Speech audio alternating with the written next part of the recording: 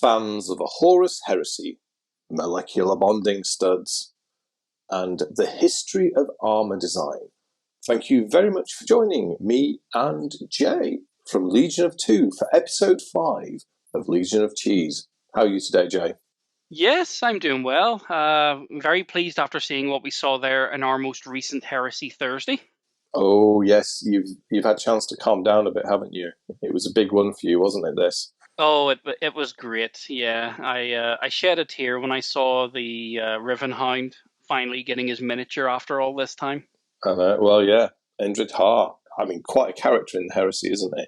And for the viewers on screen now, we've got a photo of this new model. Obviously, beware of Games Workshop marketing photos because I have a habit of underplaying a model. But yeah, he looks pretty darn ferocious to me. He does, yeah. He really exemplifies the lore of what he may or may not be. Don't want to say anything for people who maybe don't know a lot about the characters, but he does look like an absolute unit. He does, yeah. He looks huge, even for a Space Marine. And top tip, so dear viewers, listening recommendation here, the Black Shields trilogy, audio drama by Josh Reynolds. So this is the False War, the Broken Chain, and the Red Thief. Well worth a listen to. And you Very will, much so. Yeah, it's good, isn't it? And it's good Heresy storytelling, but also you get to find out who Endred Har really is.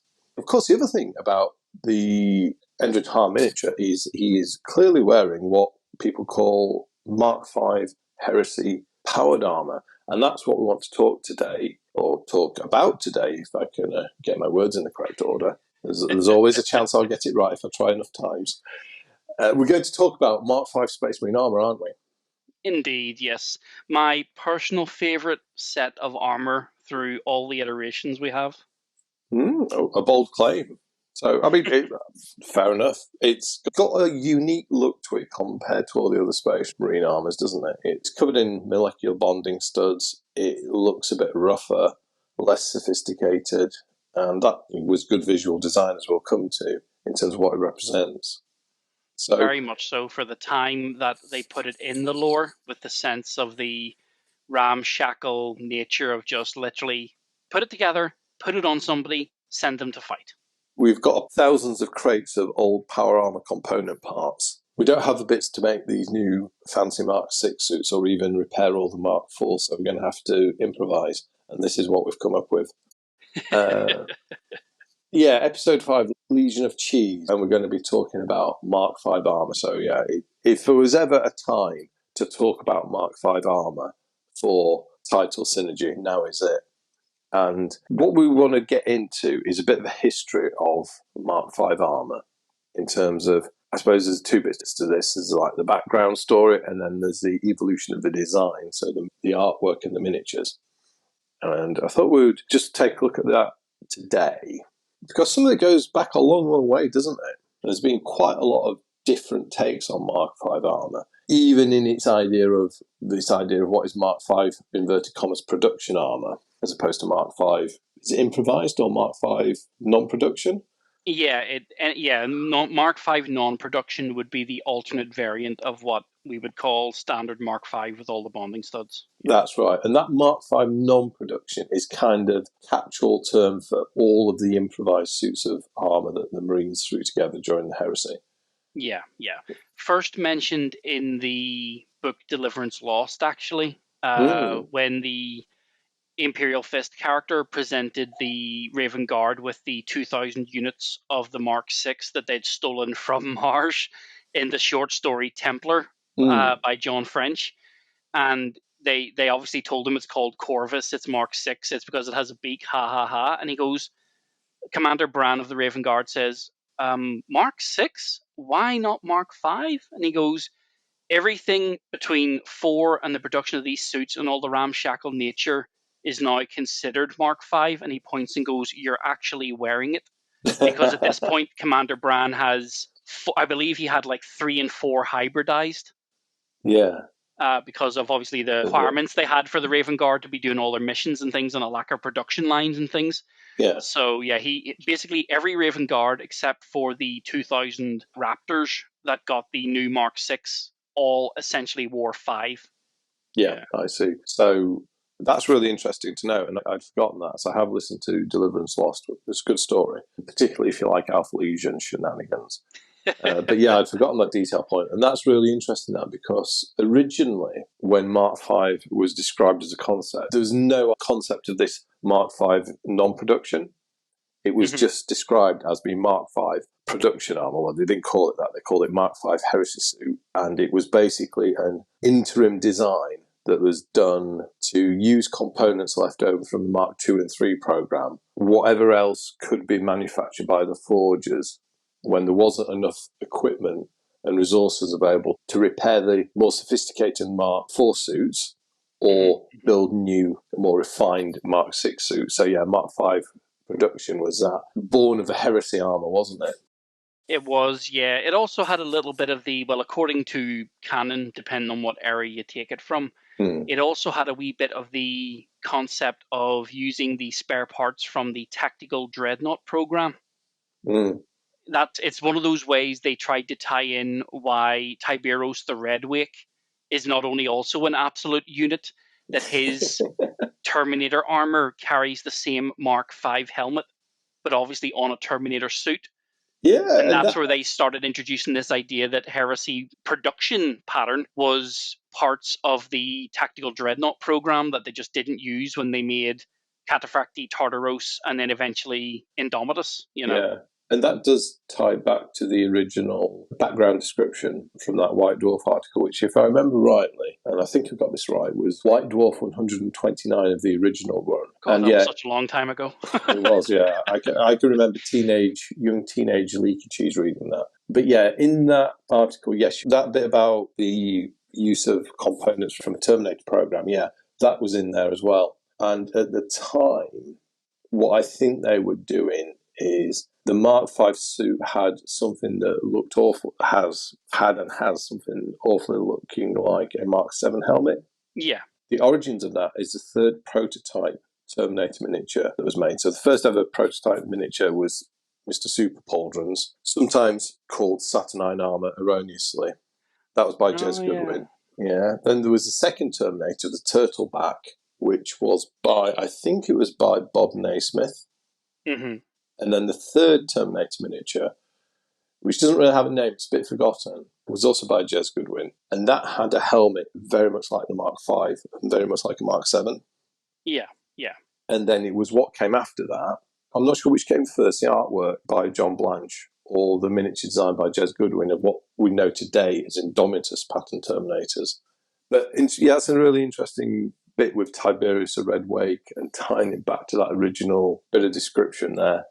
About the background. Forge World were always very good for that, weren't they? They always loved doing the little homages to earlier bits of lore that maybe just don't get used anymore. Yeah, no, you're right. I think Games Workshop do it a lot in miniatures in general.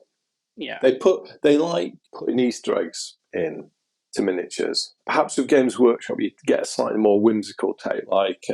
There was a workbench, I can't remember who the model was on it. It may have been an Orc mech, but there was a model line removal tool on the workbench tucked away.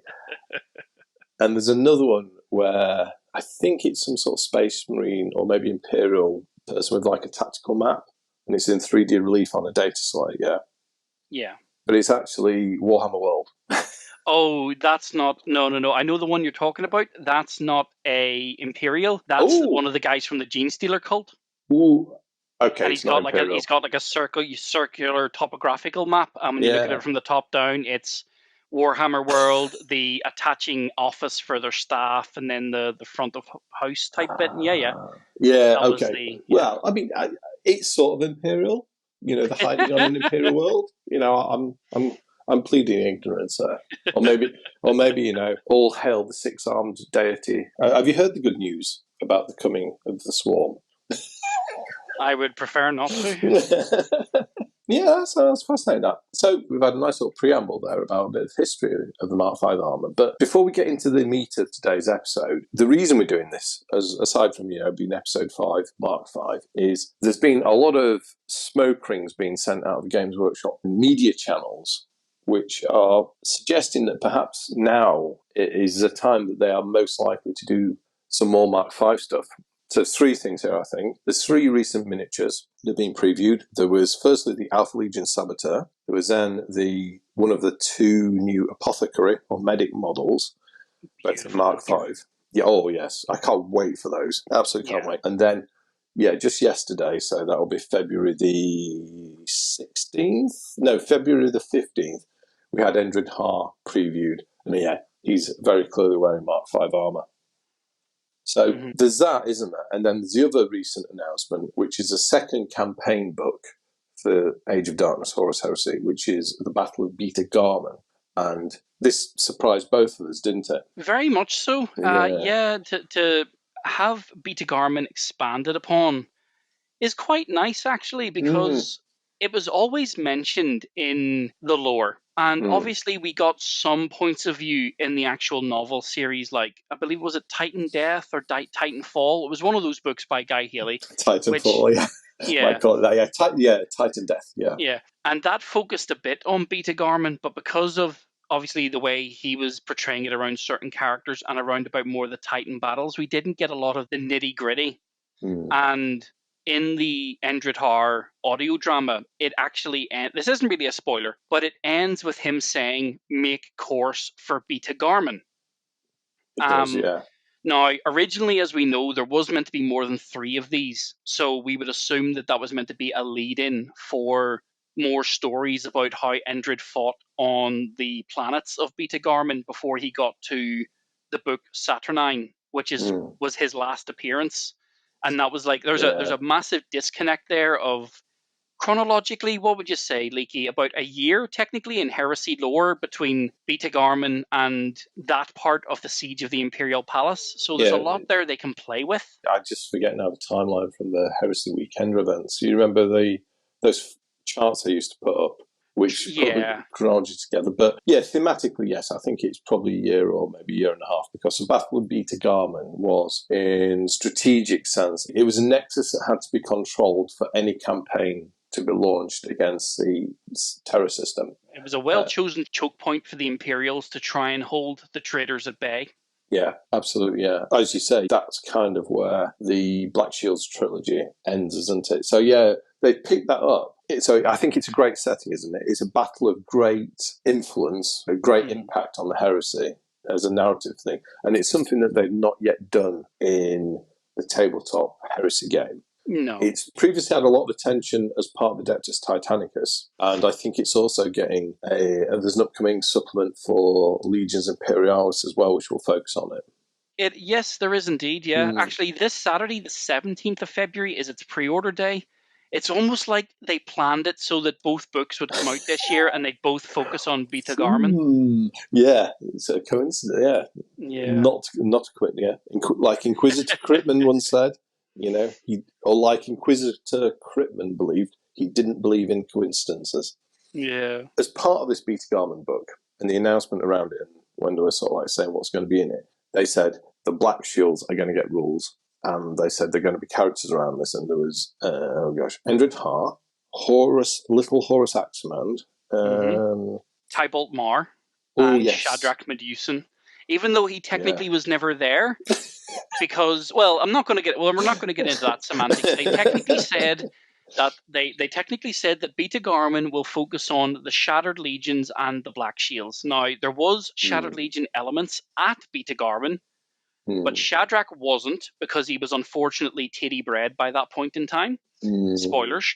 But some of his elements were, and some of the elements that weren't even connected to his greater whole of trying to create that cohesive fighting force. And it would have been nice to see maybe them create another alternate character to go beside Shadrach, but because he's the most famous, for lack of a better term, Forge World and G-Dub probably just thought, we'll do him first. Because, let's have an example. The Nemean Reaver isn't coming back to date. No, he's not had a mention. No, that's true. And he's the other Black Shield character, so they've assumed Endred is the more famous, and he's the one getting the mini as the poster boy for the Black Shields over the Nemean Reaver. Yeah.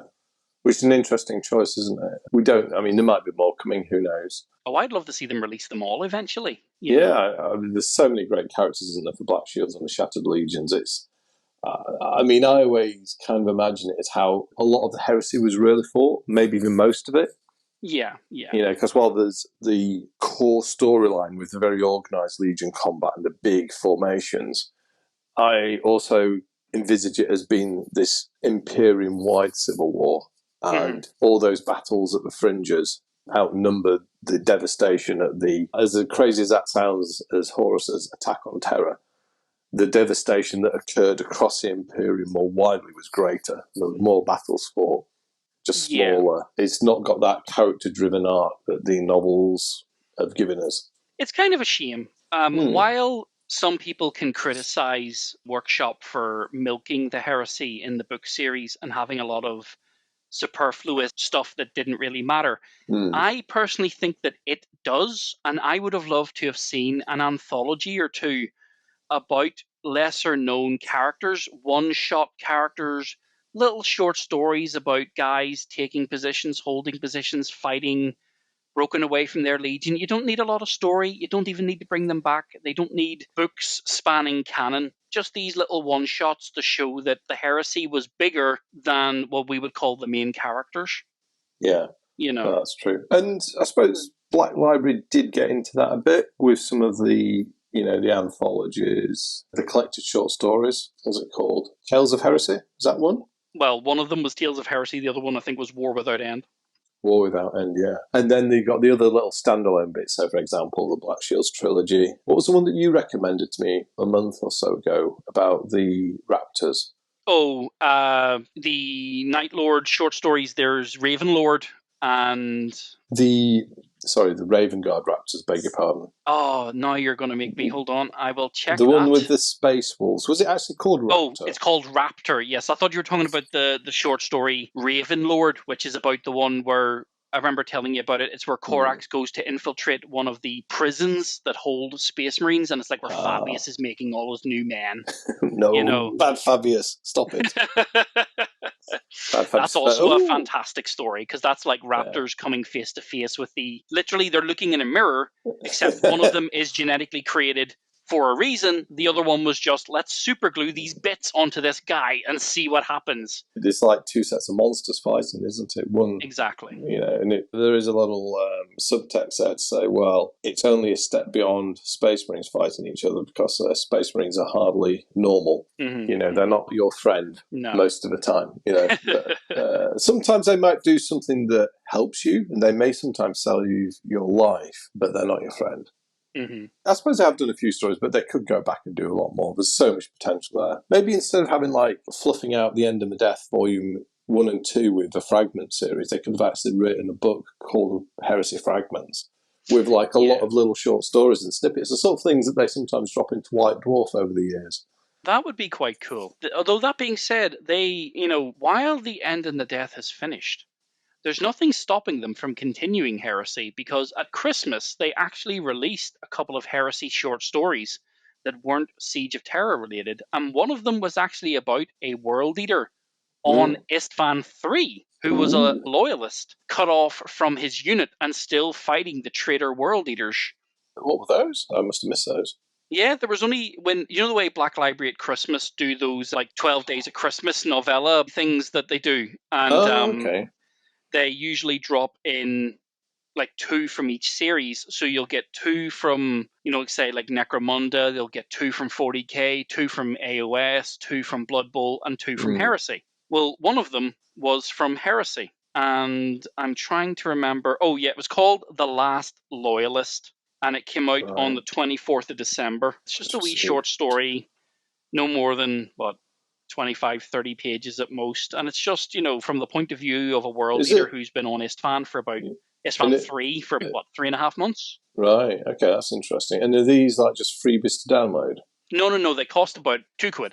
Oh, okay, right. So Well, Black Library, obviously Black Library makes you pay for it. Yeah, they're like a little ad. They call it the Advent Calendar. That was the term, I couldn't remember, Okay, so that still 12 Days of Christmas, Advent Calendar, Yeah, that still sounds worth checking out. Yeah, good.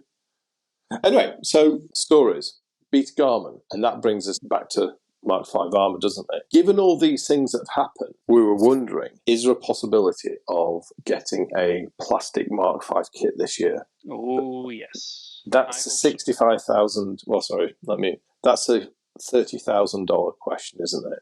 Yeah. Because in our original chat and one of the previous episodes where we spoke about predictions for 2024, we did mention that we think they might copy 2023's format by having an armor upgrade and a campaign book and an exemplary battles book over the course of the year. But I always did say there should be an outline concept that they might do an armor upgrade and a potential new suit just to get the armor out. Because one of their major criticisms has been people are always saying, where's the other suits of armor?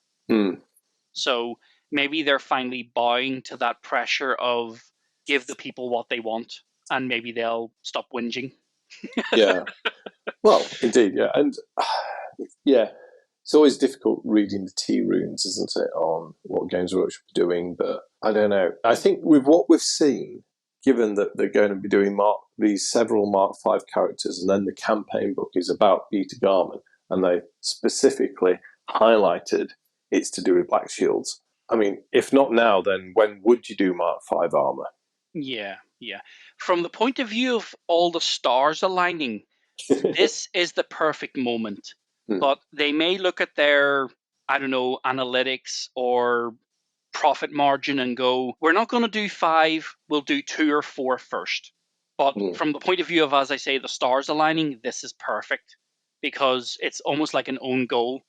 We're releasing Mark 5 characters. We've had subtle redesigns to the Mark 5 armor from the original Forge and what you're going to talk about in a few minutes, the chronological aspect of the miniature. Why not release the Mark 5 as well? Yeah. Because Black Shields and Shattered Legions and even some of the Traitor Legions had a lot of Mark 5 because of supply line issues and the war and etc. Yes, it's almost like an own goal. It's a way to print money for Heresy fans because if they made it, it's like, what's that saying? Build it and they will come. Well, make it and we will buy. Yes. Well said. Yeah, quite right. I think that's what we're thinking, isn't it? That given all these things, it feels like Mark 5 is a real possibility. So given that, what we just thought we'll do is spend a little bit of time going over the design history of Mark 5 and it's sort of like in-game history as well, which we've touched on the in-game history a bit as well already. But I thought we'll just go through the history of the design, so in terms of the artwork and the models, just to see the different concepts and how that's evolved over the years. And brought us to where we are today. And then once we've done that, we can speculate a bit more about how it might work, because there's some questions there about with a Mark 5 armor suit with all the studs, how on earth do you do it in plastic? That's a real head scratcher, isn't it? So yeah, we can think about that as well. Okay, so we need to go back to, is it 1990? Don't like to think about that far back now because it makes me realize I'm actually getting old. How do you think that makes me feel? Well, you know what to say. You're only as old as you feel you are. Yeah, well, if that's the case, my knees, that means I'm in my mid-70s. My knees are in fits. There's something seriously wrong when a person of my age, right, can turn around to someone and when they mention something, you go around and go, aye, that's like such and such. And then they turn around and go, but Jay, that was 20 years ago. I know. To me, 2004 was last week, not 20 years ago. Yeah. Yeah, it's weird, isn't it? So, 1990. Yep. So, going back to the start. Now, the whole thing with Space Marine armor marks, you could say from its earliest years, the designs varied because the very first miniature of a Space Marine, so LE2, the Imperial Space Marine had a specific design. And then there was a small group of models, I think there were about half a dozen, maybe 8, which mirrored that design. I just forget who did the original model. Was it Bob Ollie? I think it might have been, yeah. Can't remember if it was Bob Ollie or Bob Naismith. I'll put the name on the screen with a picture of Alito as well. Yeah. And those came on, and then we got the metal models and RTB01, which is like the next generation on. So that was like when Jez Goodwin came in, and Ali Morris, and new group of sculptors. And of course, the iconic RTB01 Imperial Space Marine model set. So even before there was this idea of Space Marine armor marks, there was already a variety in how people were sculpting Space Marines and drawing them as well. But it was all essentially featured or centered around what is Mark 6, yeah. Mm-hmm. Yeah, 1990, White Dwarf 129, there was an article published called Armour Through the Ages. And what this did is this created like a visual and story history of Space Marine armour marks, yeah? So my first sort of retrospect, so I didn't think of it at the time, with retrospect, this idea is kind of like how military armour changed with time. And there's a couple of famous examples, aren't there? There's the Roman legions, which very much so aligns with the name of the Space Marines. You can also see the same thing if you look at medieval armour, so the Age of Chivalry in Europe. I don't know the history as well for the Middle East and Southeast Asia armour development, because there were military societies and cultures there that developed protective armour. I'm sure there was evolution there, but obviously this was designed in England and Great Britain, so that's where the cultural influence was. And there was an interview with John Blanche a few months ago on a channel, I can't remember its name now, I'll put it on the screen, where he talked about Space Marine armour a bit, and he said, he was talking a bit about, because he did this concept artwork, he was talking about what it means, and he said, and why it's interesting, and he said it's their armour, it's a heraldry, and people are interested in that. And I think when he did the concept artwork sketches for the armour marks, that was very much what it was tying into. He created, well, him and Rick Priestley, there were 7 armour marks. There was Mark 1 Thunder Armour, Mark 2 Crusade, Mark 3 Iron Armour, Mark 4 Maximus, Mark 5 Heresy, Mark 6 Corvus Armour, and then Mark 7 Eagle Armour. And Mark 7 is what a lot of people think of Space Marines being. Mm-hmm. And they all had the stories, and they all had the sort of particular visual look. But Mark 5 was, so this was framed in the context of the Horus Heresy, the development of the armour, and the Great Crusade. And indeed was, but Mark 1 was the first Space Marines, and that was the Unification Wars. So it went all the way back to the very start of the Imperial story. So 2, 3, 4 were all developments during the Great Crusade. Then Mark 6 came along, but then the Horus Heresy happened, yeah. Mm-hmm. And it's terrible galactic cataclysm, it's terrible civil war. And within that, Space Marines were created in new and novel and not particularly stable ways always. And there wasn't enough of either the older designs to equip large numbers of troops or the newer designs. While they were all manufactured, they couldn't be manufactured in the quantities needed to equip the legions of new initiates and inducti as well. And that's where Mark V came in. Mark V was a stopgap armour design made from commonly available stockpile components, so stuff left over from the Mark II and III program, maybe bits from the 4, which was hodgepodged together into a stopgap design, which was then produced en masse. Didn't exclusively equip all the Marines, but it certainly equipped a lot. And this became known as a Heresy suit. And it was built in the Heresy out of a necessity for it, but it wasn't manufactured after that, certainly by the Loyalists. The traitors continued to use it. A few suits survived in Loyalists, but they didn't really like it because of what it represented. And that was that original artwork, yeah. Yeah. And that's why when John Blanche sketched it, it had all these lots of molecular bonding studs as like a cheaper form of resistant plating, and then all these cables, power cables visible, yeah? Mm-hmm. Nowhere near as sophisticated in a way, even as Mark II armour, and definitely compared to Mark IV. So that is the concept of Mark V, isn't it? Yeah. I wonder if he took inspiration from the British Cromwell tank from World War II. Mm. If I remember correctly, the Cromwell was a bit of a hodgepodge, ramshackle piece of crap, basically, that they just stuck bonding studs to the front, because I remember the Cromwell's front always had those rather large rivets, the big bonding stud, almost like to deflect from German Panzer and Tiger and all other variant tanks' heavy armor. Maybe it'll hopefully ping off, because at that point, obviously, when they were fighting alone and they had the armor, they didn't really get a lot of supplies of the Sherman tanks from the Americans. So maybe he took, I don't know, but maybe he took inspiration from that, because the first thing I remember when I did go to the tank museum in the UK and I saw a Cromwell for the first time. The one at Bovington? Yes. Yes, when I went, I've only been there. I'd love to go back, but the one time I was there and I'd actually seen a Cromwell for the first time, all I could think about was Mark V, because of all the studs. I was like, oh, okay, that makes me think of something else, Yeah, well, your subconscious is thinking, is connecting the correct dots there, because that is where the bonding studs came from, I believe. Yeah. Yeah. So viewers are going to have a little bit of armour history here. So in the UK, at the outbreak of World War II, all the best skilled workers in terms of how technologically advanced we were when it came to metalworking were sucked up by two arms of the military, and that was the RAF, the Air Force, and the Royal Navy. Yeah. So, in other words, where did all the welders go? Well, they went to working armaments production for either the Navy or the RAF, which were the priority. Yeah. And I won't get into a long chat about defence economics here, but different podcast. but anyone who thinks the army is where all the resources go in a modern war, no. The army is the 10% or the 15% left over.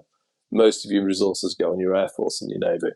Certainly for a power, certainly for a maritime power. What that meant, though, is the army needed tanks, and particularly after the events of the expeditionary campaign of 1940. So Dunkirk, essentially. Yeah, where a lot left all their gear behind.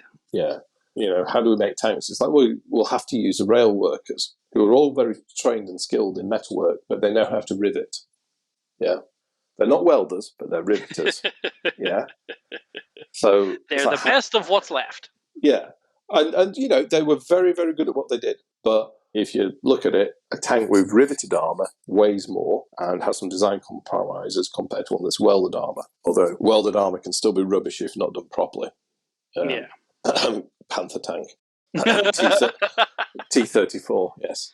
Yeah. So those studs on the Cromwell tank, and there's a whole bunch of other British tanks of the era which have riveted armour, and the reason was because they had to be designed for manufacture by the rail industry, where the technology they had for joining metal together, metal plates together, and frames was rivets. So that's where the bonding studs come from. Oh.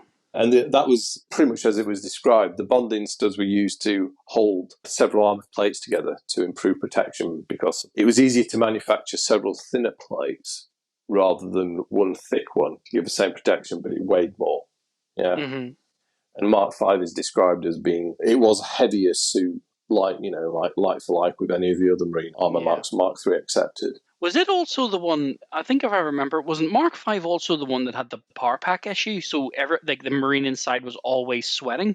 Yeah, and that's the power distribution issues. Yeah. They still had essentially the same power pack or a similar output power pack. So they had a choice. Either they turn the power up to get the same sort of level of motive boost as a normal suit of marine armour does and get very hot, or turn the power down a bit to keep the cooling acceptable, but, have less power. Well, it was never done in such a way you could represent on the tabletop. There was, if you're playing an RPG, you could put rules in to reflect that. It almost sounds like pariah armor. Well, let's come back to that one. Mm-hmm. Perhaps that's where some of the idea for pariah armor came from. So there was these series of sketches by John Blanche, and at the same time there was a series of complementary miniatures by Jez Goodwin. I don't know which came first. I don't know if the miniatures came first or if the art concepts came first. I really don't know that. I mean, John Blanche is a real ideas person. He created loads of ideas. So it wouldn't surprise me if he created it. But likewise, Jez Goodwin's an ideas person as well. So I really don't know if Blanche did the artwork and then Goodwin sculpted the miniatures based upon it, or if it was the other way around. Well, maybe somebody know in the comments, and they'll stick it down and just say, well, this is more the precise chronological, sort of who came first. But either way, we got them, and that's the good thing, We did, the beginning of it. And that's where Space Marine Armour Marks were born, Mm-hmm.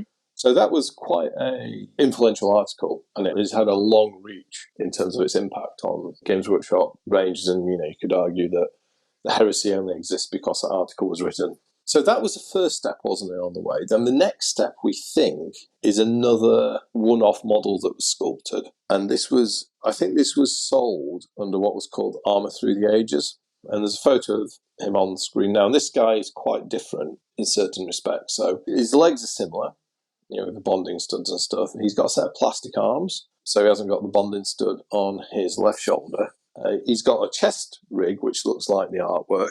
But his helmet is I don't know. It's not the best, is it? Aesthetic-wise, it looks very doggish. It looks like a pronounced snout. It's almost like whoever was designing this was looking a wee bit too much at a Mark IV and a Mark VI. When this is obviously meant to have that flat grill, like almost Sauron pattern. Yeah, it's a bit weird, isn't it? I suppose, though, when they made this miniature, we had the late noughts tactical plastic kit, and this was released with those. That's why, for example, as you say, he has the plastic arms and a Goodwin pattern bolt gun instead of something more reminiscent of the time frame he's meant to be from. Yeah, it's a weird one, isn't it? Yeah, even look at his legs. His legs are technically Mark 6 with bonding studs on them. They're not really the Mark 5 with the semicircular knee pad. Yeah, no, they're not. So even there, it's different. And I think this model shows from the very outset how there was inconsistency in terms of how these armours looked. They did mess around with the designs quite a lot. And I think that's important to bear in mind as we move forward because, one thing on that Armour Through the Ages Mark 5, I always think it looks like what happens if a suit of Space Marine armour has offspring with a Dalek. It's a bit of a. It does always make me think a bit of the Davros for some reason. Yeah, it's a weird looking thing, and I don't really think they took that any further. Before we move on, actually, you mentioned something a couple of moments ago about the Sauron pattern helmet of the original model and the artwork. That is actually a nod, I think, to one of the prototype Terminator designs of this era. So before we got Indomitus armor. Indomitus Terminator armor.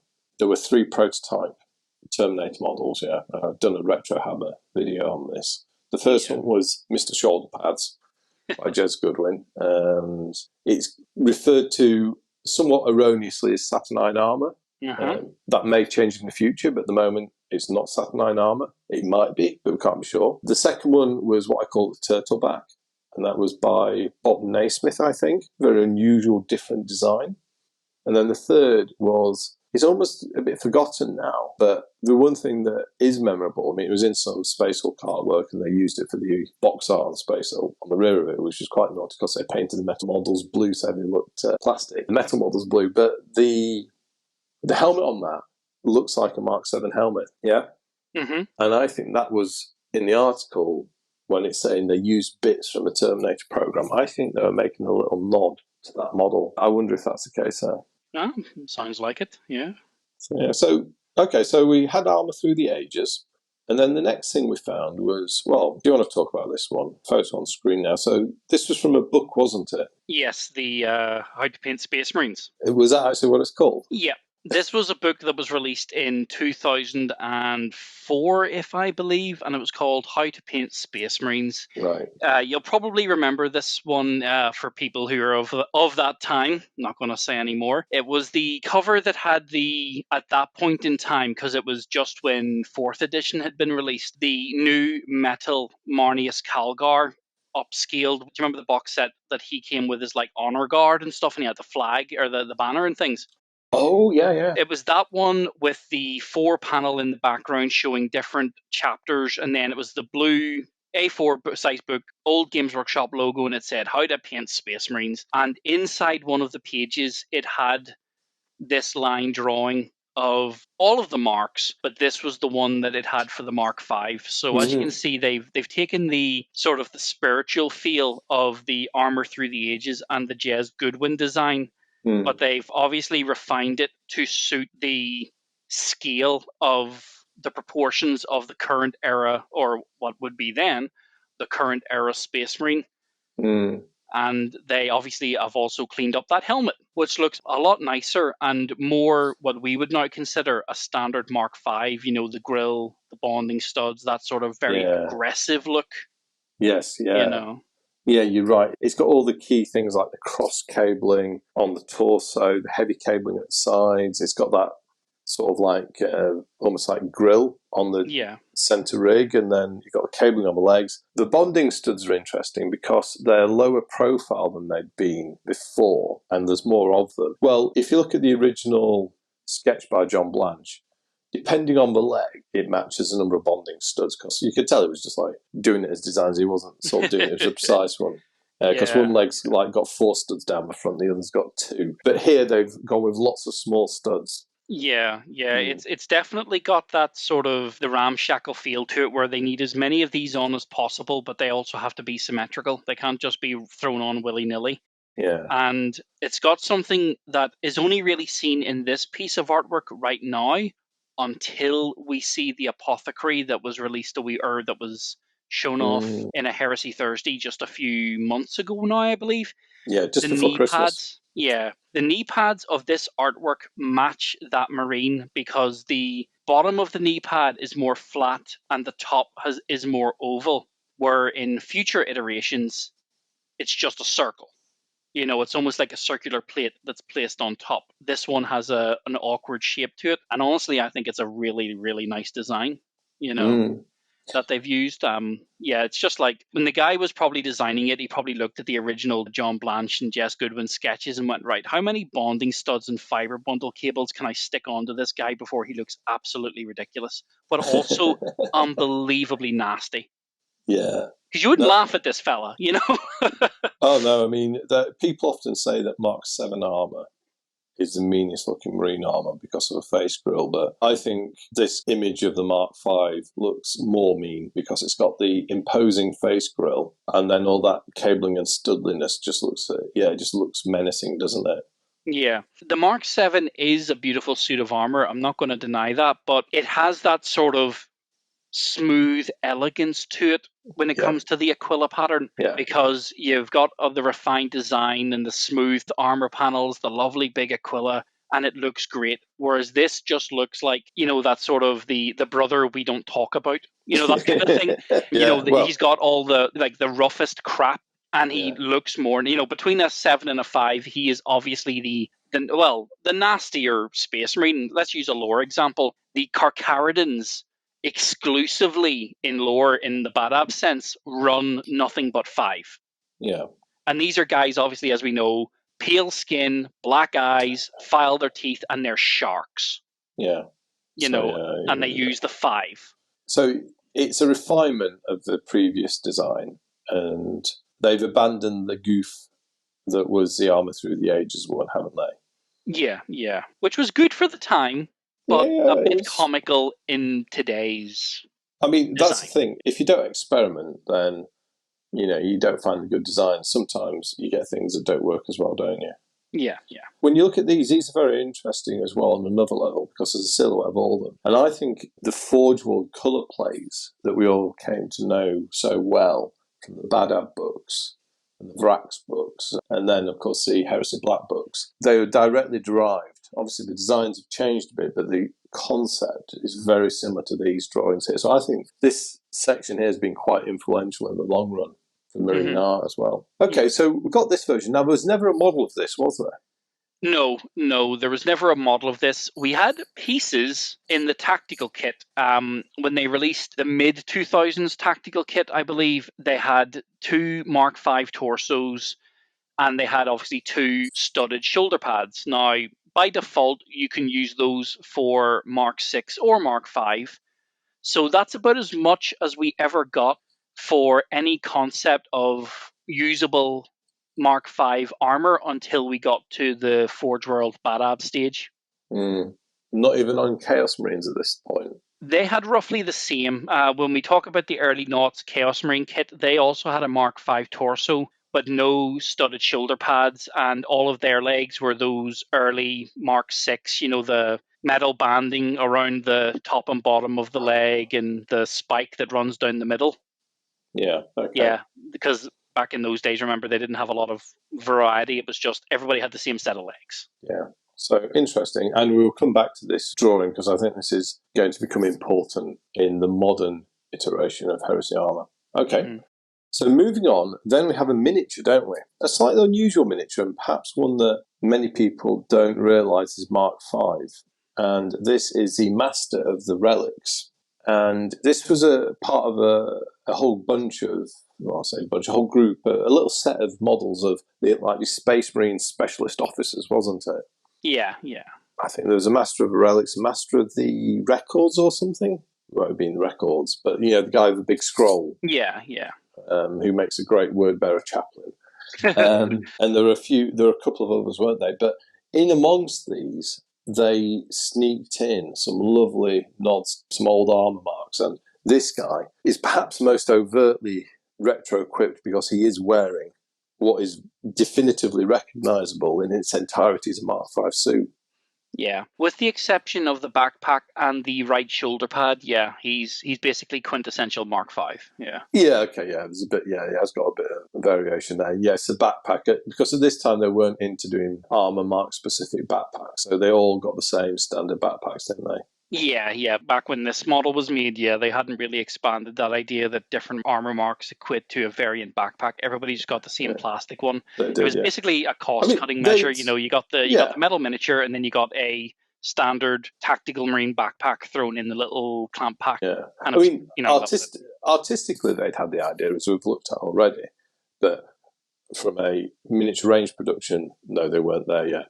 Mm-hmm. So yeah, so we had him, and that brings us to like a really important moment in the development of Mark V with the Mark V Heresy armor set from Forge World. Now, of course, these weren't for the Heresy, were they? No, they weren't actually. The first ever iteration of 2, 3, 4, 5, and 6 was actually for the Badab series. Yes, Because a lot of the chapters that fought in the Badab War had a lot of the older marks of armor, and Forge World always did those lovely line drawn but colored in versions where, if you remember the double page spread leaky, they would have like, squad leaky, and it would be like 5 pictures of different Marines. Mm-hmm.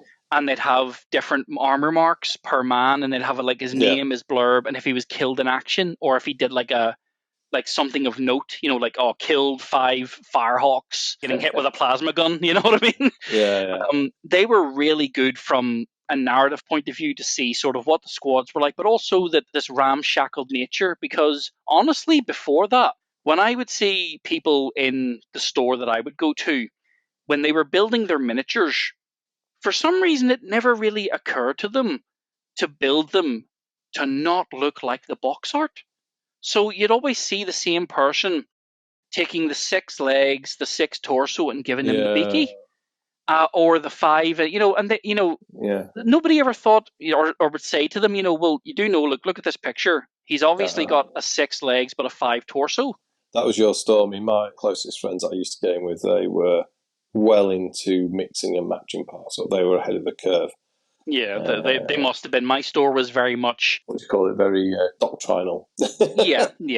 I mean, I once knew a person who bought 10 boxes of Space Marines, right, solely to replicate the same mark of armor 10 times. Wow. I know, and he thought this was brilliant. He was like, look, there's 10 identical guys in the same squad. Isn't it brilliant? He thought it was lovely. Well, I looked at it and went, well, I can't tell them apart. So, yeah, well, no. well, hey, if that floats his boat, yeah. Floats his boat, then fair enough. Yeah, so the Badab Wars led to Forge World producing sets of armors, specific armors, and the range of weapons available to go with them. There's a whole bunch of bolters. So here we had yet another development on the Mark V armor. The new thing here is they did a new backpack. So finally had a power pack. Now this power pack harked back to the original RTB-01 era plastic backpacks. Yeah? Oh, yeah. Definitely looks like a Mark 6. Yeah, it was based on that. So that was big sort of like new thing here. Obviously the resin, so it's a different sort of medium. The helmet is new as well. Mm-hmm. I mean, the helmet clearly is a Mark V helmet, and it's clearly paying artistic nods to the other one. But it also has a new sort of look to it as well, doesn't it? I don't know. I difficult to describe it. I suppose they rejuvenated the design and thought, yeah, we can make this look really cool. Yeah, they went for a sleeker design with a smaller sort of mouth grill and more pronounced, what you would call the jaw element. They're very pronounced, obviously, and then when they've went for the studs, they've went for sort of a symmetrical 2 studs before the little raised area at the top of the head, and then a couple at the side. Yeah, and that's like the birth of modern Mark V. And I think for a lot of people, they will probably think this is Mark V because it's this design that fed into the Heresy, and in the Heresy art is what we see. And I imagine for quite a few people who've come into the Heresy in recent years or via the Forge World stuff, they will imagine that this is Mark V armor. But of course, it was only the next step on this evolution that we've been documenting, isn't it? Yeah, just another piece of the puzzle. Indeed. And a couple of years after this, we got I think probably 4 years actually. I think the Badab kit came out in 2011. The catalogue I got this out of was from 2011. I don't know if it was released in 2011 or 2012. It was around then. In 2016, we got a revised version of the kit, which is now on screen. Confusingly, it's called Mark V Heresy Armour. It is different. You can see that the product number is different. Mm-hmm. Technically, it was originally called Legion Mark V Heresy Armour. That's how they differentiated between the Badab set and the Heresy set on the Forge World web store. And when you were attempting to purchase, you would have to say, could I have the Legion one instead of the other one? You know, they did that on the website. They didn't do it in the catalogue. Yeah. And actually, when I was going back through my catalogues, there was never a time when both were available for Mark V. So one replaced the other. And this happened at the same time as they rejuvenated the Mark VI kit as well, from the Badab ones, which they were okay, but the legs were a bit skinny. They were very thin, weren't they? Yeah. I think the thin legs works on Mark IV, but not so much on 6 and 5. And these guys here, so yeah, a couple of things. The legs are chunkier. If anyone owns these models, they're actually quite tall, and they compare really well to the new Mark VI and Mark III ranges in plastic. So while proportioned, they're kind of like the classic, slightly big head, slightly small legs. Height-wise, they stack up pretty well to the new Mark VI's range. But yeah, so this was the next step, and it wasn't just these guys either, was it? Because they also appeared as a despoiler squad and as an assault squad with some different leg posers, if I remember rightly. Nice kits. The Assault Squad kit is one of the best sources of hands ever done for Space Marines. It's also one of the most fiddly and time-consuming kits to build that I've ever dealt with from Forge World for infantry. Yeah, I think I once had a squad of them, and when I tried to build them, I was nearly sectioned under the Mental Health Act. Oh dear. You know, I love, like, as I've told you before, I've loved Mark V, but no, even I had to rage quit at those. You know? I mean, I built 20 once as a commission, and you know the standard that I do my models to. Oh, yeah. It was a big job. It was a big job, but I did have a lot of fun, and to preserve my sanity, I did some novelty poses. So one of them was a guy shooting his bolt pistol gangster style. And another one I did in a Naruto run pose. Oh.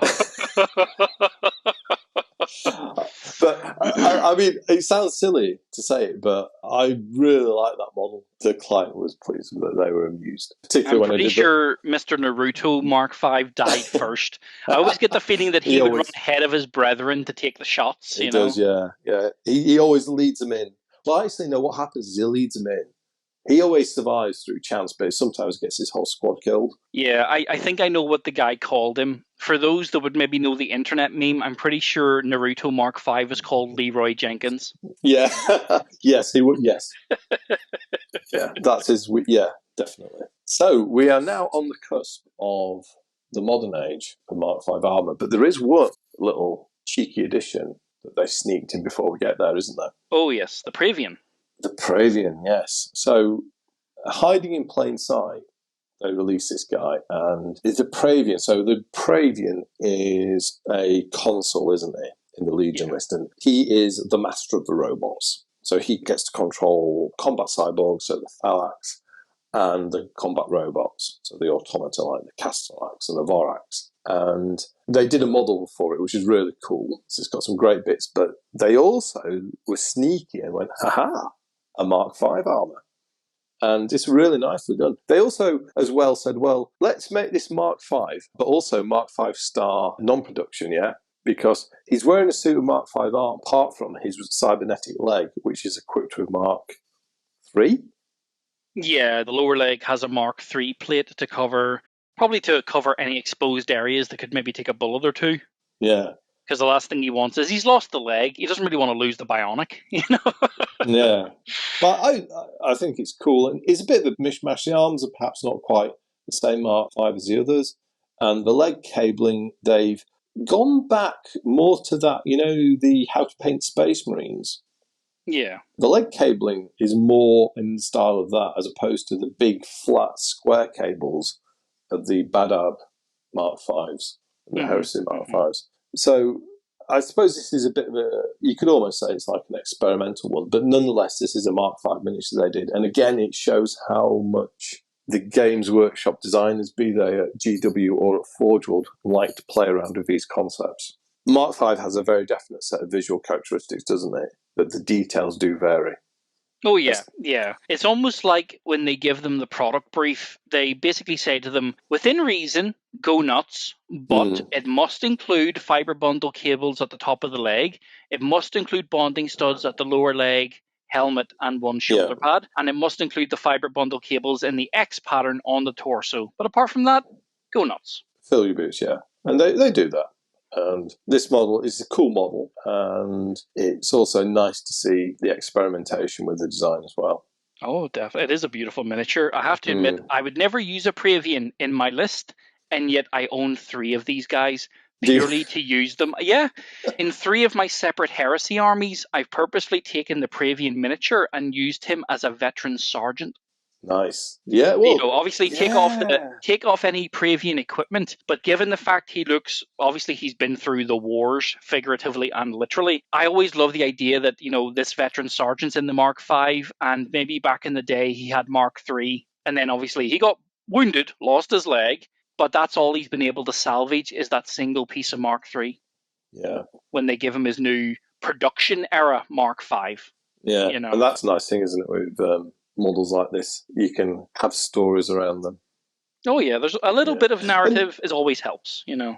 And another little thing about how they changed design, so you can see his groin armour has got bonding studs on it. And this was something that Forge World... this was something that kind of appeared in How to Paint Space Marines and then got developed a little bit in Master of the Relics. Yeah, and even the earliest concept picture has it too, just below the Aquila on his belt buckle. He has 3 little studs. Yeah, but interestingly, the original Mark 5 Heresy suit metal miniature didn't have it. So again, all these little changes how they play around, and perhaps that suits Mark 5 as well. Even within the idea of production, Mark 5 production, there's variation. When you think of the size of the Galaxy and the Imperium, there's going to be variations. Yeah, I mean, the Master of the Relics has another good example of that. If you look at the belt buckle of the Master of the Relics, he has the rather large white Aquila, which is a good reference to the original concept art that they did. But on the first metal miniature, the second metal miniature, the line drawing from Space Marines, and the Badab one, none of them copied that. Oh, the first metal miniature did. Oh, did he? Yeah, it's a bit hard to see. He's got a tiny little eagle there, although it's not in a shield. But they then dropped it for Armour Through the Ages and How to Paint Space Marines. Yeah. So, but you're right. They play around with concepts. So, the dawn of what we hope is the new age of Mark 5. Now, is often the case with the 20th Legion, they sneaked in the first. And so this was announced towards the end of last year, wasn't it? And this is the Alpha Legion Saboteur.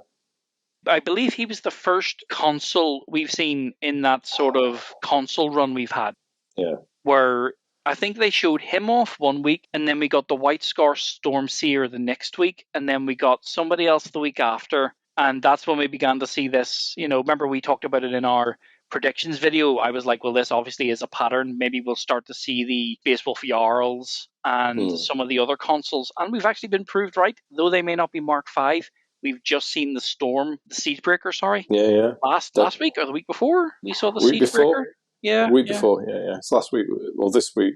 Week before last, wasn't it? Or was it the week before that? Was last week Legions Imperialis? I cannot remember now. No, they are fulfilling our things. So here we had the first modern's not right, because the Praevian's quite modern. The first miniature from the Age of Darkness era in Mark 5 Armour. 2.0. I think the best way to describe it is the Praevian is a 1.0 modern era. The console the Saboteur is 2.0 modern era. And so there's some interesting things on this guy. So first is, this guy's a bit of an artificer suit. Yeah, there's some things that aren't Mark 5 here. But one thing that is common to all the ones we're going to look at is the stud arrangement on his leg armour. Yeah, so you've got 2 studs at the narrow point, and that's consistent with all the others. You got the knee pad design shape that you described. Yeah, the sort of flat at the bottom, more circular at the top, rather than just a proper circle. Yeah. Now, this is what I think is perhaps very interesting as well, is the leg cabling. Yeah, they've got the wide leg cables, and they're the sort of square design, but they look lower profile to me. Yeah, I would agree. They definitely do look more recessed into the armor almost, and they just jut out a wee bit, rather than actually just being like completely out of the armor. Yeah, and seeing that makes me wonder, is this something that's more suitable to make in plastic? Mm-hmm. The only thing we can't confirm is the crotch. Compared to the earlier iterations, the crotch has 4 small studs and an armor break in the middle. Unfortunately, what comes after him, the Apothecary and the Rivenhound, but they both have a little tabard, so we can't actually confirm if that's is that going to be a common design thing? Yeah, we don't know. Yeah. And on that, let's move on to the Apothecary, because here, in full, unadulterated view, we have the Mark 5 armour, as I think is going to be represented in Age of Darkness. So again, he's got the low-profile upper leg cables, the standardised number of studs on his legs. The pauldron has more studs on it than a Mark 6 pauldron. Yeah, smaller too. Yeah, smaller studs, more of them. The helmet has undergone another redesign. I mean, it's quite subtle, and obviously it's an Apothecary helm, so we can't read too much into it, but it looks like it's got a sort of more square look. Yeah. Who's it who you mentioned earlier, the Carcharodon chap? Tiberos. Yeah, Tiberos, the Red Wake. Yeah. It makes me think of his helmet quite a lot. Yeah, compared to the original, well, I hate to use that term original, compared to the Forge World Badab variant, it honestly looks like they've taken their Mark V and almost like stretched it out front to back rather than side to side, because it honestly looks more pronounced at the front. Yeah. Almost like it's wider, almost like a Mark VI, where they, instead of it continuing into a beak, they've literally just chopped it in half. Chopped off, yeah. Could be, yeah, I see what you mean, yeah. I can't wait to get my hands on this model. First, because I think it's a cool model. It's also it's a medic, and I need medics. But I'm also conscious that the helmet's painted white, and the way it's been photographed. I mean, one of the things with how Games Workshop do their marketing photos, they will take multiple images of the same model, each one slightly at different focal depths, and then they'll composite them into a whole. Mm-hmm. So what that does, it gives very crisp, clear images, but it also removes field of depth effects. So they look a little bit flat and unnatural. And that combined with the white colour, I need to see that piece in my hand to really get my head around its geometry. Yeah, definitely. That's the kind of miniature that the day that it goes up for pre-order, we know that Warhammer World always puts the pre-order minis in that little cabinet beside the till. That's the kind of one you'd wish to purposely go and see in 3 dimensions, if you know what I mean.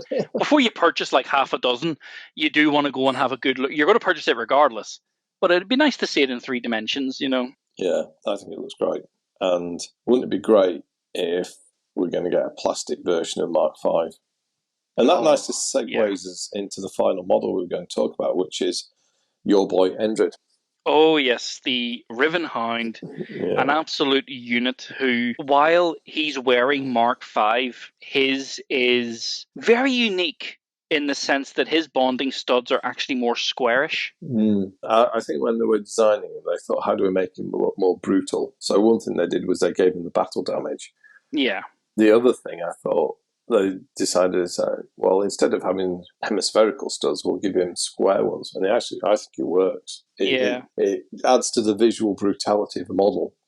Yeah. But interestingly, the design, though, in terms of like its basic elements, it's following the same pattern as the Apothecary, isn't it? Yeah, the same amount of studs, 2 symmetrical on the left and the right-hand side of the knee pad, and roughly, given the battle damage, we can't really tell. Rough calculation says that he has the same amount on his left shoulder pad as well. Yeah, I think you're right there. Yeah, they're just obviously a different mark or a different version of bonding stud, whether he stole these from Zana or one of the other raids he did, and they're all just, hammered in to replace potential destroyed bonding studs. Yeah, and look, you can see how huge he is. Oh, I mean, yeah, he's an absolute unit. yeah, I mean, I'm presuming it's difficult to tell, but it looks like he's on a 32 base. You can see he looks a bit bigger than the other guys. He's almost falling out of it. Back in Yeah, the day, yeah. as we know, Space Marines could barely stand on a 25. He looked like that. When he ordered his armor, I think he might have like tried on the XXXL set, and even then he had to send it off for largening. Yeah. You know what he reminds me of a bit? The proportions of him. He almost looks a bit unnatural, which I think is kind of like, well, he's a space marine. He reminds me of the 3 Ultramarines from the 2011 or 2012 computer game Space Marine. Yes, Captain Titus, Sergeant Leandros, and the other guy. Yeah. Yeah, and the filthy backstabber. Sorry. Yeah. I know. The Codex does not support this action. I'm giving you to the Inquisition.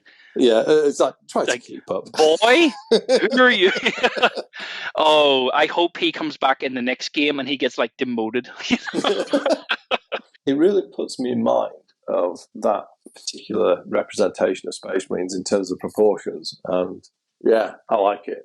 Yeah, it is a beautiful kit. Now, I have seen some people give a bit of criticism about the miniature regarding he doesn't exactly match the artwork created by Neil Roberts. And yes, there is a few small alterations, but in the grand scheme of things, I wouldn't really consider them a big deal. I'm very pleased with the miniature, and I cannot wait to get my hands on them.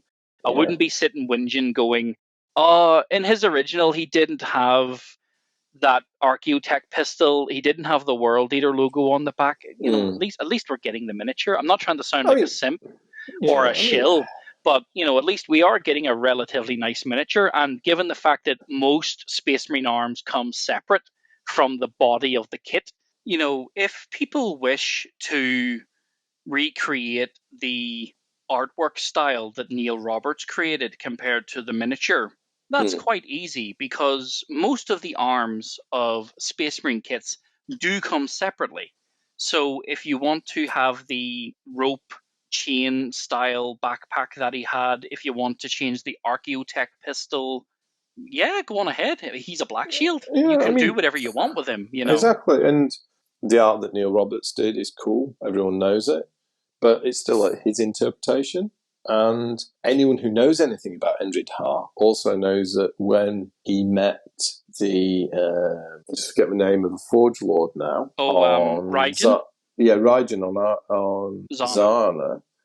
He was wearing Mark III armor. Wasn't he? Oh, yeah, because he had stolen Raxal Koradan's armor. Yeah. Exactly. So I think some people get way too hung up on inconsequential details with the art, personally. I think what matters is the kind of impression of a model and the thematic feel of it. And there's ways to convert models as well to how people like them. Yeah. It has a little bit of everything, I mean, some people, let's not dwell on it, but if you take the Dominion Xiphon issue where his artwork was very different from the plastic miniature we got released, some people did take issue with that because in the artwork he is Mark III, and in the lore he obviously wears heavy Mark III. He's got bionics, but when we got his miniature, he's in the Mark VI. Now, while some people would decry you got him wrong, fair enough, everybody's entitled to their own opinion. I just always took the idea that he got a new set from Arkin Lan. So, Arkin Lan's like his best mate, so he's like, here, look, you're running about in that old gear. I've got you something nicer. Yeah, absolutely, yeah. And given the story about the Loyalists managing to snatch a load of Mark VI suits from Mars at the time of the schism, what's his name's little sortie? Sigismund and... Sigismund, sortie, yeah. They grabbed a load of Mark VI armour, so it makes sense that defenders on Terra were re-equipped then. I mean, they'll be making it anyway. I think one of the other interesting things with Endrid Ha being in Mark V, and what is clearly production Mark V, because that's what we're talking about pretty much today, is like Xiphon and like Fafnir Ran, they were both early releases of the new style of armour Mark VI and Mark III, weren't they? Yeah, definitely. So they were ahead of their time, especially the two first plastic miniatures we got for 2.0. Yeah, so is the fact that we're getting Endred Har in Mark 5 one of those little Easter eggs as well? Here's your character, expect the troops similar. I would really hope so, because let's be honest, when they released the teaser for the Beta Garmin book, they showed us a couple of Black Shield warbands in Mark III and the Mark VI that we currently have. Yeah. And they'd done a couple of color schemes, threw on some transfers, give them some melee weapons, which I'm hoping are from the melee weapon upgrade kit. We just haven't got that confirmed yet. But they didn't show us any new marks of armor. I'm hoping that they were just this is what we can show you now, but eventually, this is what you'll see, you know.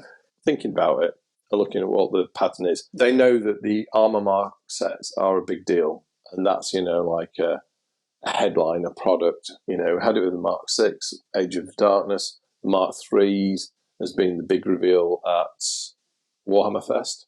Mm-hmm. I think, they'll save the next armor update for another big moment in the marketing calendar. Well, Adepticon is next month. Well, I wouldn't complain. Oh, But neither would I. I don't want to be overly optimistic about getting Mark 5, but my view on the likelihood of it happening as a plastic, I mean, that's what I suppose what we're leaning to talk about. Are we going to get a Mark 5 tactical squad set? Yeah. I now feel it's much more likely than I did, 2 months ago. Yeah. That being said, I'm hoping for a big reveal next month. If I remember correctly, Adepticon was where they first showed off 2.0 in March 2 years ago. So it might be a nice little continuity thing that maybe every Adepticon we might see something nice. Yes, and there's no Warhammer Fest this year, is there? No, there isn't. Yes, so they'll either have to fill that space in the calendar, or they'll have to distribute those previews to other previews. Yeah, because they know like the previews are a big, everybody likes the preview. We get to see what comes, so it's nice that they've kept this running thing that we get at least one preview every 2 months since COVID happened, because they couldn't do the proper big reveals at the events they would go to. Yeah. So I'm glad they've kept that. It gives you something to look forward to. It does. Yeah, I don't know. Like I say, I don't want to be overly optimistic. There are obviously challenges with making a Mark 5 Marine in plastic because of all the studs. But with these 3 characters appearing in Mark 5, and the next campaign book being Beta Garmin and the Black Shields and the Shattered Legions, I don't know. My gut is telling me that Mark 5 is going to be the armor for this year, because if not now, then when would you do it? There's things you would do to build it up for Mark 4 or Mark 2, but what they're building up for now feels like, a Mark 5 moment. And, if you look at the Rangers, there is a bit of a Mark 5, study silhouette shaped hole in the range at the moment.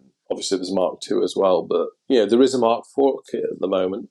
Yeah. We've got 3, we've got 6 in the new, so maybe, just maybe, touch wood, this will be the year for Mark 5. With any luck. I foresee it, unfortunately, going one of 2 ways. They'll either release it with a massive fanfare, or they'll prioritize the fanfare of the Mark II and the Mark IV, and Mark V will just be randomly dropped some year, as in, here's the last set, job's a good one, whatever. Yeah. So it'll either come out with pomp and ceremony, or it'll come out and without just any sort of like, hooray, they'll just be like, here it is, there you go. Might just be a bit like the end thing. We'll see. Yeah. We've covered quite a lot of ground there, and I think if any of the viewers are playing Mark 5 bingo, they'll have scores into the hundreds, if not thousands, by now. How about we say to them they can play a drinking game every time we say the word Mark 5, they take a shot. You'll be annihilated in the first 15 minutes, never mind the full episode. I know. How many people could we get to a hospital with alcohol poisoning from listening to a podcast? Warning, Legion of Cheese should not be taken as dietary advice. Yeah, great discussion. I hope the listeners, I hope you and viewers, I hope you've all enjoyed this and found it interesting, perhaps a bit entertaining, and certainly informative. As always, we would be interested to hear your thoughts and comments in the section for that. Yes, indeed. Stick any comments, obviously, down in the section about what you think about Mark 5. Are you a fan? Are you not a fan? Do you like it? What is it you do and do not like about it? Is it the studs? Do you think they're fiddly to paint? Are they annoying? Or is it a suit you really enjoy? Or is it a suit you would prefer they did just release later and you're more of a 2 or a 4 fan, Yeah, interested to hear your thoughts, because a lot of people talk about Mark V and get excited about it, but we hear a lot of excitement about it, and certainly there's been a lot of interest on social media around posts on the Endred Har model and the Mark V Medic. So do let us know. Are you a Mark V fan? Are you, like us, hoping to get it? Okay, so I think that's everything for today. Thanks again, Jay, for joining me for Legion of Cheese. No problem. Thank you. It was good fun as usual. Cool. Thank you for listening, everyone, and I will speak to you again soon. Bye-bye now.